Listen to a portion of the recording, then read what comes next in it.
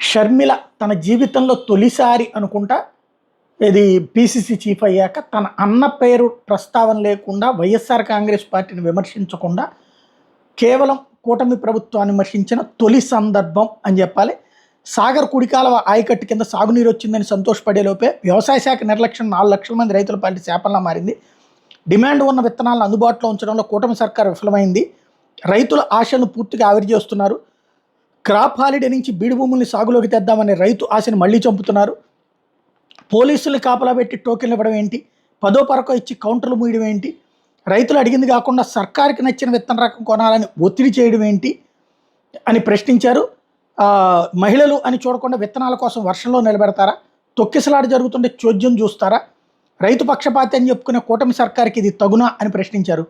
10 రోజులుగా కాళ్ళు అరిగేలా రైతులు విత్తన కేంద్రాల దగ్గర పడిగాపులు కాస్తుంటే కనబడడం లేదా, వెంటనే 48 గంటల్లో జేజీఎల్ 384 రకం విత్తనాలు 15,000 క్వింటాలు రైతులకు అందుబాటులో ఉంచాలి. ఈ విత్తనాన్ని సైతం రాయితీ జాబితాలో చేర్చాలి.